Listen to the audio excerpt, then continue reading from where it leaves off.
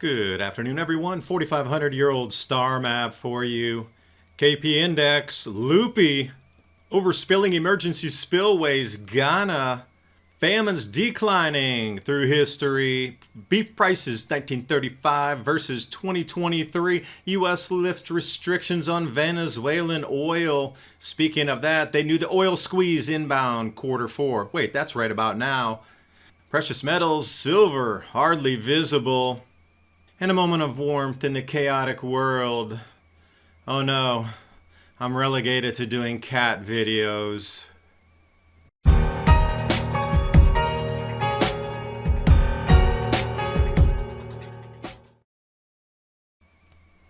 to start you off here, the bas relief of the zodiac, the oldest star map from the Egyptians, Hathor Temple, Dendera, 2500 BC. That takes us 3,500 years ago, maybe even longer. They've cleaned it, they've bumped up the contrast, and wow, incredibly clear. Why did they mark this point in time for us to discover and recover? Right now is the question, is the cycle repeating? And for those of you who follow the KP index, came across this. Strange indeed, loopy, some might say. But you can see the electromagnetic field of the entire solar system shifting, changing, bending, morphing. So perhaps that's why we're seeing so much chaos across our planet and our civilization at this moment. Now as we come into number 28, failure to agree on loss and damage agreements sets a difficult course. China already abandoning, according to the Heritage Foundation. It's going to be an interesting set of meetings moving forward because look at Asia, green line up and up, the lion's share on the planet. And those declines that you see in North America and Europe mean declining economy. That's why our lives are becoming more expensive and quality of life declines. There's a ratio and a formula with that one. And staying on the formulas, you don't have oil, you don't have a country. Just like if you don't have food, you don't have a nation either. U.S. lifting restrictions on Venezuelan oil exports. I cannot believe it. Of all the things that were done there over the last decade, and suddenly the United States needs oil. And oh, you're on the good list now. It's okay. Give us the oil. We need it. We can flow it off to the EU as well. It'll be great. Seems like something inbound is going to disrupt the oil supply. Scratch my chin. I wonder what that is going on around the Gulf. Because somebody leaked here this report from OPEC. The supply squeeze is inbound. They're stating that global oil markets will face a massive, that's a big word to use in a report, massive supply shortfall. Q4 2023. That's October, November, December. So it hasn't gotten to the shortfall yet. What do they see in their crystal ball that we're not seeing? They're looking at around 3 million barrels per day declines. Yeah, now 3 million barrels a day decline across the planet. That's going to wreck some already declining economies. Now, choke off that Strait of Hormuz. That's another level up. But the broadcast is clear. Get ready for more inflation. Get ready for higher prices. Get ready for more just getting stuck where you're stuck. It's kind of the broadcast of it right now. And, strategic petroleum reserves in the United States, 14 days approximately, and we're coming into this. That's why you can see suddenly Venezuela on the good list that we can actually import from them now. Yay! They're on our side. Meanwhile, Fortune warns the S&P is heading below 3,000. Two of the biggest stock market crashes happened in October 1929 and Black Monday 1987.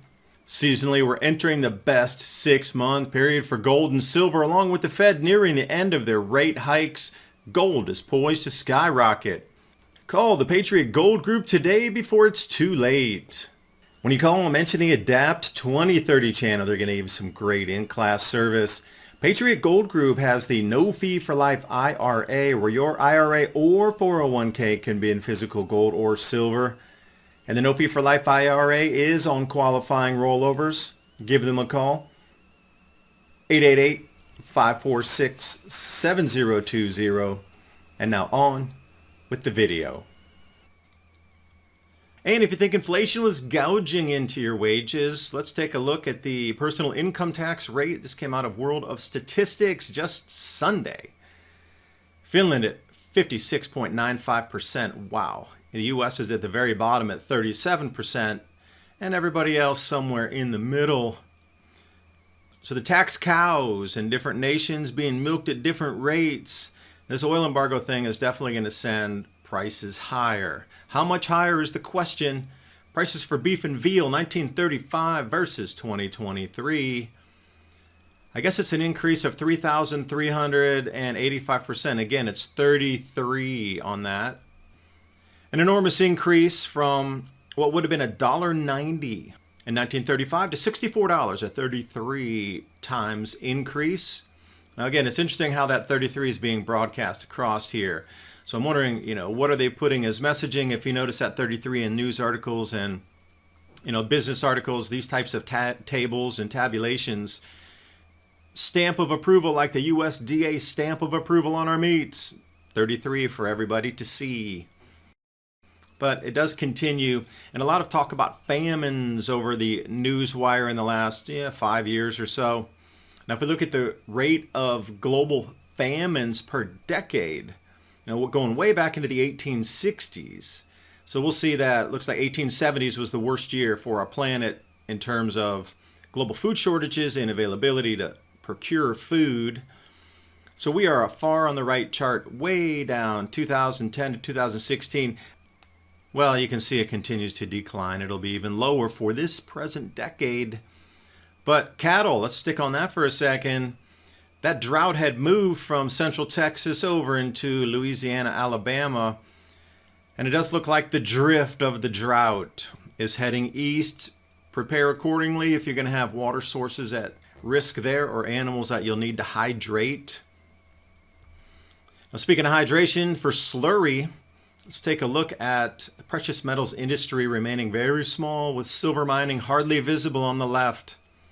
Compared to Apple, for example, on the far right, the market cap for this is astoundingly different. And silver being a base metal as well as a monetary metal, something were to happen to, let's say, fiat currencies around the world, it's simply supply and demand at that point. And you can look at the historical gold-silver ratios over time and see since the last 4,000 years, it's approximately 15 to 1.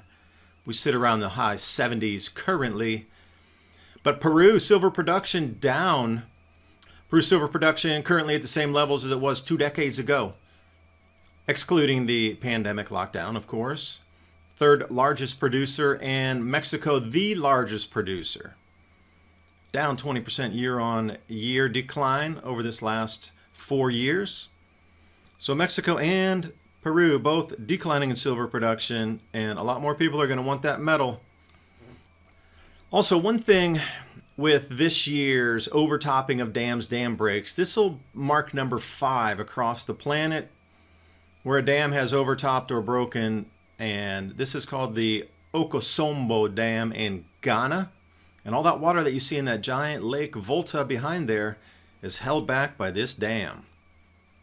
The reason I tell you that is, stumbled across the video here, Okosombo Dam floods millions of homes and cars. So I thought that is a lot of rain and a lot of water. Why did they need to emergency outlet and overtop a dam like that? Strange.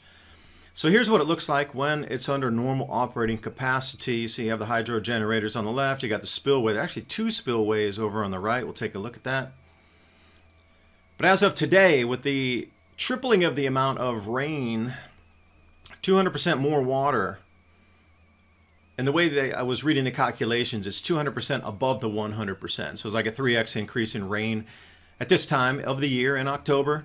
A little too much. So the Volta River Authority started to spill over emergency-wise the dam, but it did a good job of overspilling and overtopping on spillways, the emergency spillways in its own right. Gravity and the maximum containment height of that was breached. Now, if you take a look, as it was ongoing and subsequently increasing to the point of the emergency releases, You see what the spillway looks like, very much like Oroville Dam, where it spills down onto the rocks at the bottom there.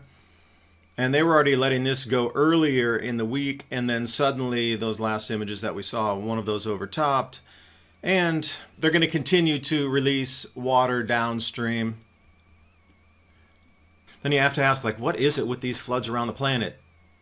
I mean, overtopping dams and collapsing dams and these sort of things all the way from up in India, and what we saw in Libya and what we're seeing now here, and just you can go the Watchers News is a good one that consolidates all these high water, flood, dam breach events. But there's been so many, it's so far above the norm. So what do you think the impetus of all the extra water vapor in the atmosphere is? The Hungatonga eruption.